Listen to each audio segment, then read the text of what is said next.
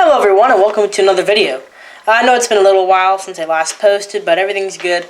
And now I just have had no time to make any videos, but now all those problems are all sorted out so I can begin doing modeling. Now today what we're going to do is we're going to revamp one of my old buildings for my O-scale layout. There's a link in the top hand corner if you want to go see an overview of that. It was made a little while ago, but I just really wanted to update some of the buildings in it because I originally completed these buildings around 3-4 years ago, and I think they really needed some work to be done on them.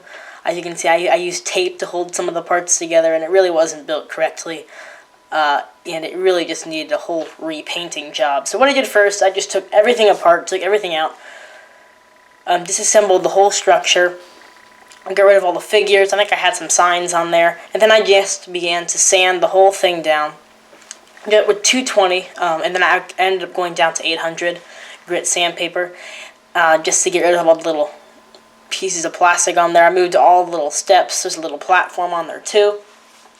Took out all the clear window pieces, sanded all the sides down, made everything really nice and smooth.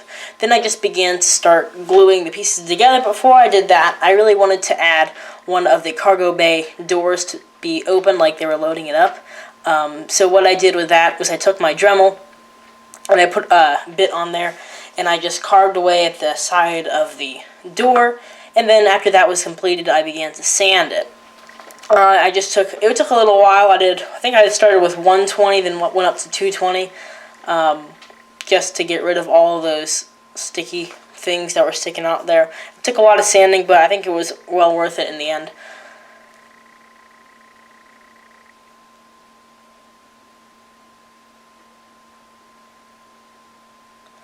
Here it is without any of the door. I just took that off. Then what I wanted to do, I really wanted to add an interior, or a fake interior as you might call it.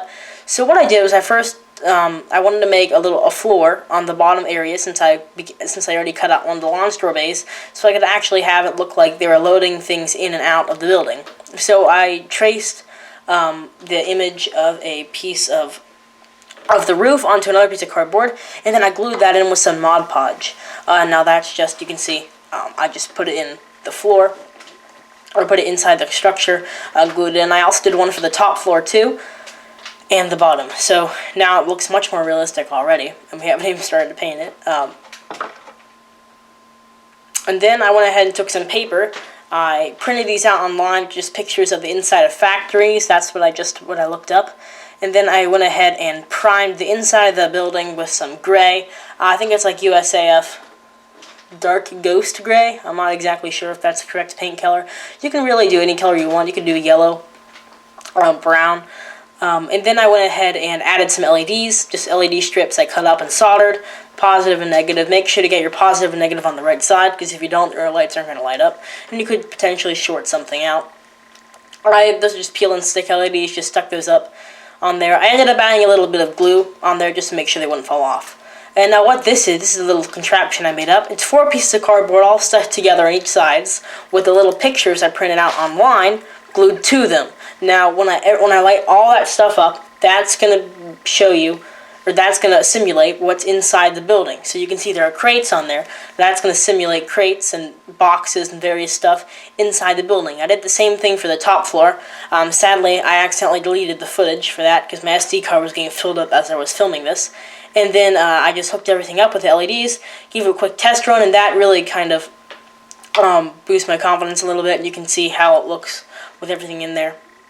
Or you can see the floors, or simulated floor in there, an office space, and like a repair shipping area down there on the bottom.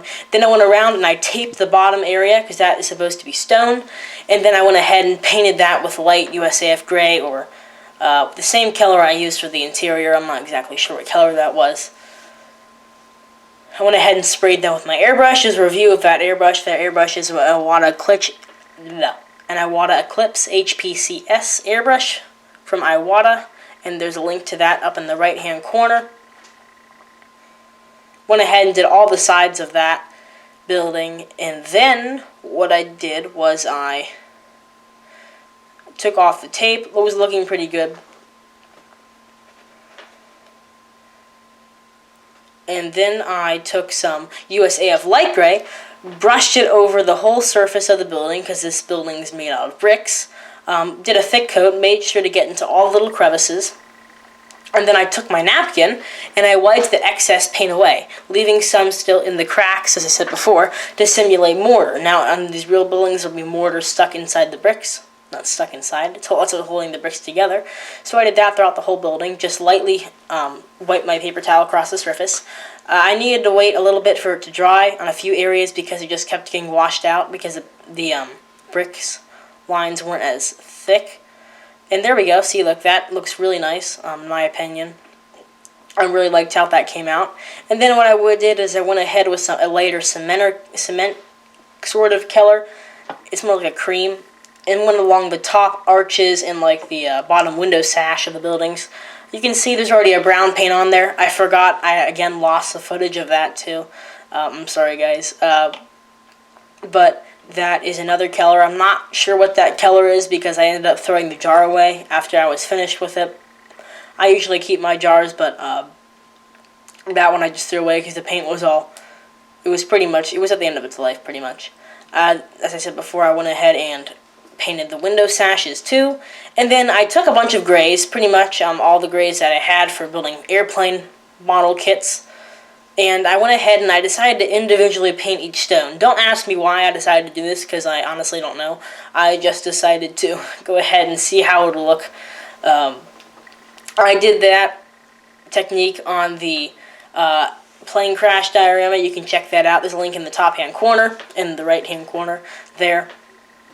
And I really liked how that came out, so I was like, I might as well try it on here. Now, to be honest, it was looking pretty terrible because I wasn't really paying attention when I was painting the bricks. So I ended up just deciding to do the same mortar technique I did on the bricks on the top half, and I just spread that USAF light gray over the whole bottom area, and wiped the excess away with a towel, and that really made it look much better. I'll show you in that clip in a second. It really just changed the whole look of the diorama. Or the building. As I said before, went ahead with some paint, did around the steps, and you can see it's already looking so much better. It just cleaned up all the edges and the gaps and kind of blended everything together. Then I went ahead and started to put everything back together, all the steps, the platform. I just attached to those all with the super glue, and then I was done. Hope you have enjoyed this video, guys. If you have, hit that like button. And if you didn't like it, well, don't hit the like button. If you want to support me, you can please subscribe to my channel, Lego Biker. There's a link to that. Just click the little subscribe here symbol in the bottom left-hand corner of your screen. I really hope you enjoyed this video and did learn something new. That's great. If you didn't, well, that's okay too.